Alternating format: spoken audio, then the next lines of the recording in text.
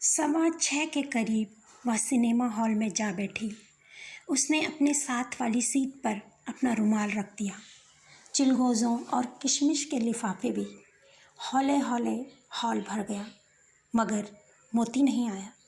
जब हॉल की रोशनियां गुल होने लगी और पिक्चर शुरू हो गई तो सुधा ने मोती का हाथ अपने हाथ पर महसूस किया। वह अंधेरे में चुपके से आकर साथ वाली सीट पर बैठ गया था। सुधा ने उसके हाथ को दबाते हुए कहा, बड़ी राहत दिखाते हो। सॉरी। मोती के लहजे में बेहद मलामत थी।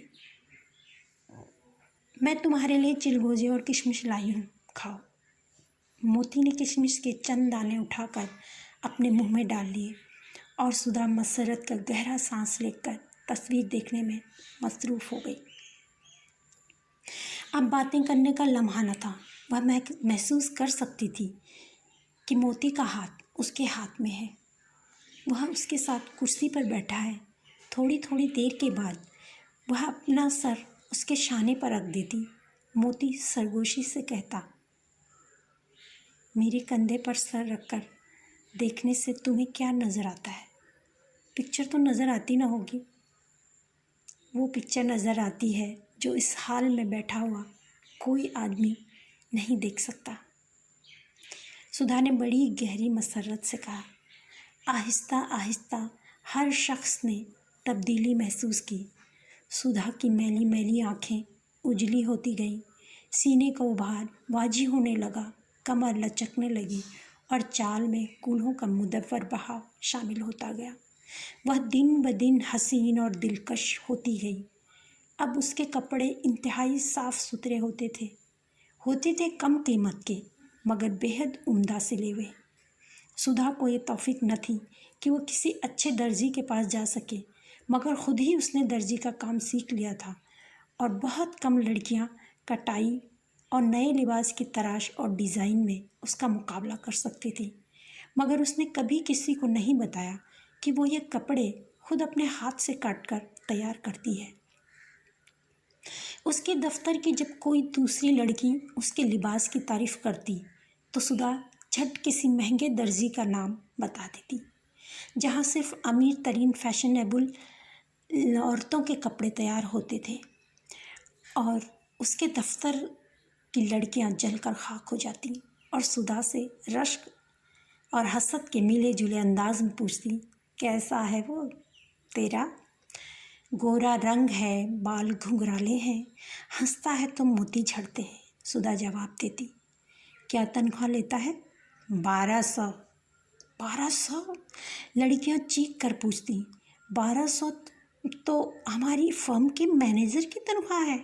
वो भी एक फर्म में मैनेजर है। सुधा जवाब देती, अरे हमें दिखाएगी नहीं, बस एक बार दिखा दे, हम देख तो लें कैसा है तुम्हारा वो। दिखा भी दूंगी, कहो तो दफ्तर में बुला के दिखा दूं। ये तो उसने यूं ही कह दिया था, वरना सुधा कहाँ मोती को दिखाने वाली थी। वह मर जाती मगर अपने मोती को न दिखाती। इन लौंडियों का क्या भरोसा। मगर सुधा ने दफ्तर में बुलाने की धमकी इस कामिल एतमाद से दी थी कि इससे आगे पूछने की हिम्मत लड़कियों को ना हुई और वो जलकर खामोश हो गई। सुधा का बूढ़ा बाप कुड़ कुड़ कर मर गया, क्योंकि सुधा शादी न करती थी और मोहल्ले वाले तरह तरह की बातें बनाया करते थे। और सुधा का बाप अपनी बेटी को कुछ न कह सकता था, क्योंकि सुधा जवान और बालिग थी और ख़ुद मुख्तार भी थी। अब वह घर में 200 रुपये लाती थी। सुधा का बाप मर गया और उसके मरने के बाद अगले चंद सालों में सुधा के भाइयों की शादियां हो गईं और वह अपनी अपनी मुलाजमतों के ठिकानों पर चले गए। फिर उसकी छोटी बहन दीजे की भी शादी हो गई। फिर उसकी माँ भी अपनी बड़ी लड़की के कंवारेपन के गम में सुलग सुलग कर मर गई और सुधा इस गम में अकेली रह गई। चंद माह के बाद उसने वह घर भी छोड़ दिया और सिविल लाइंस में एक उम्दा मकान की दूसरी मंजिल में 2 कमरे लेकर पेइंग गेस्ट के तौर पर रहने लगी। उसके रहने के हिस्से का दरवाज़ा अलग से बाहर निकलता था और अब वह अपनी नकल व हरकत में मुकम्मल खुद मुख्तार थी। अब वो 35 बरस की हो चुकी थी, मगर मुश्किल से 30 बरस की मालूम होती थी। उसके होठों पर हर वक्त मुस्कुराहट खिलती रहती और आँखों में खुशियों के साए नाचते रहते। वह पहले से ज़्यादा संजीदा और बावकार हो गई थी। वह स्टेनो भी हो गई थी। उसने बीए भी कर लिया था। उसकी तनख्वाह भी बढ़ गई थी और किताबें पढ़ने का शौक़ भी। अब वो खुशहाल और आरामदेह और सुकून आमेज़ ज़िंदगी बसर कर रही थी। कई साल से वह अपनी मांग में सिंदूर भर रही थी और माथे पर सुहाग की बिंदिया सजाती थी, और लोगों को ये तो मालूम ही न था कि उसकी शादी कहाँ हुई है और उसका पति कौन है। मगर लोग इतना जानते थे, कोई उसका है जिसके साथ वो अपनी शामें गुजारती है। बल्कि लोग तो यहाँ तक कहते सुने गए कि जो कोई भी वो है, उसकी अपनी कुछ वजह हैं जिसकी वजह से उन दोनों की शादी नहीं हुई। मगर वह दोनों हर शाम की तन्हाइयों में मिलते हैं, और जब दुनिया सो जाती है और जब कोई किसी को नहीं देखता, जब चारों तरफ नींद गालिब आ जाती है, उन गनूदगी से लबरेज लम्हों में कोई सुधा के यहाँ आता है, हौले से दरवाज़ा खटखटाता है और खामोशी से अंदर आ जाता है। लोगों ने उसे देखा नहीं था, मगर लोगों का ख्याल यही था। वह सुधा से कुछ कहते नहीं थे, क्योंकि सुधा अब एक संजीदा और बावकार औरत बन चुकी थी, और उसके माथे पर सिंदूर का ये बड़ा टीका जगमगाता हो, उसे कोई क्या कह सकता है। वह शाम सुधा की 40वीं सालगिरह की शाम थी, और वह कई वजह से सुधा को कभी नहीं भूलती। सुधा मोती को मथुरा रोड के जापानी गार्डन में ले गई थी, जिस पर बाग के बजाय किसी खूबसूरत मंजर का शुभा होता था। शफक ने चोट खाई हुई औरत की तरह अपना मुंह छुपा लिया था, और रात की सांवली जुल्फ़ें उफ़ुक पर बिखेर दी थीं। हौले हौले तारे नमूदार होने लगे। आज सुधा बहुत खामोश थी। मोती भी चुपचाप सा था। वह अब भी उसी तरह खूबसूरत था जैसे जवानी में था। अब भी वह हर रोज़ उसी ब्राउन सूट में आकर सुधा से मिलता था कि सुधा का हुक्म यही था। उसे देखकर यह गुमान होता था कि मोती पर ज़िंदगी के बहाव ने और वक्त के घाव ने ज़्यादा निशान नहीं छोड़े। सिर्फ कनपट्टियों पर सफ़ेद बाल आ गए हैं, जो इस सूरत को और भी बावकार और वजीह बनाते थे। और वह एक छड़ी लेकर चलता था, जो उसकी 50वीं सालगिरह पर खुद सुधा ने उसे तोहफे में दी थी। वरना इसके अलावा उसकी सूरत व शक्ल में, किरदार और गुफ्तार में किसी तरह का फ़र्क ना आया था। वह पहले ही की तरह इतना हसीन, इतना दिलकश और इतना दिल नवाज था कि उसे देखते ही सुधा के दिल में ख़तरे की घंटियां बजने लगती थीं।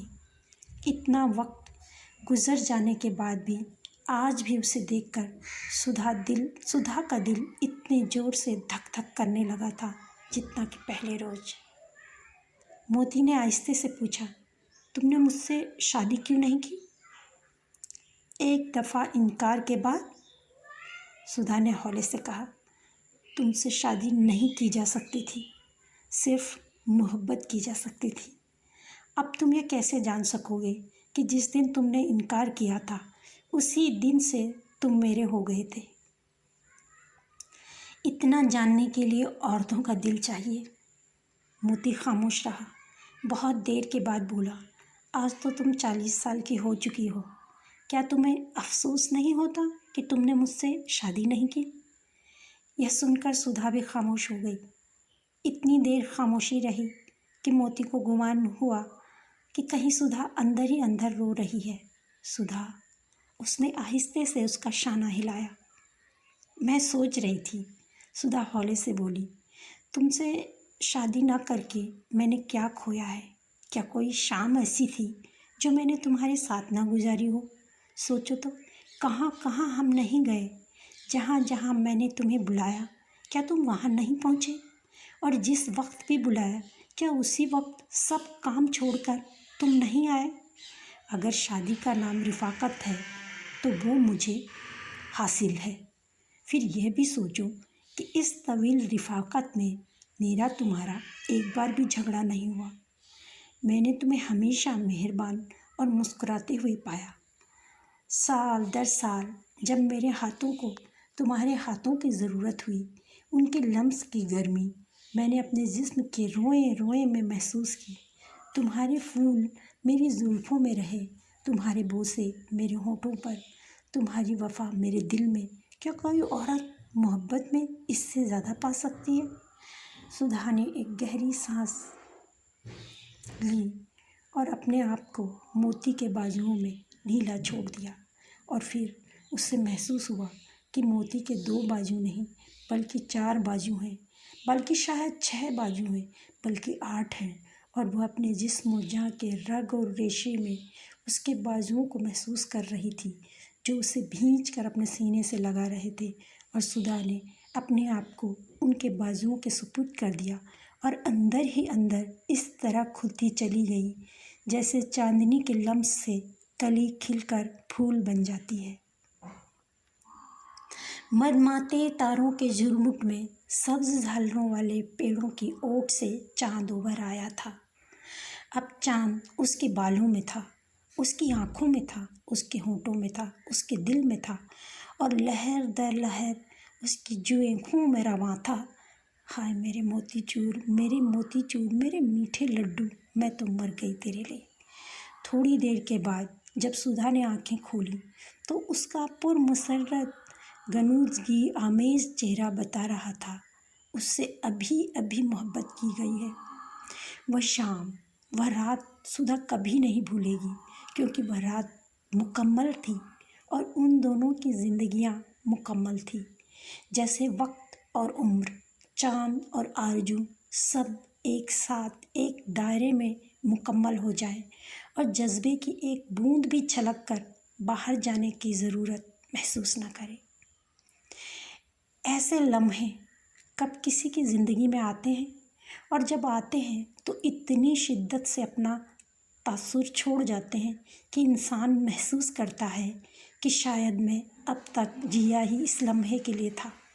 शायद कुछ इसी तरह सुधा ने इस लम्हे में महसूस किया और फिर कभी इस तरह महसूस न किया, क्योंकि इस वाक़ये के चंद दिन बाद उसके दफ्तर का मैनेजर तब्दील हो गया और जो मैनेजर उसकी जगह आया उसे सुधा सख्त नापसंद करने लगी थी।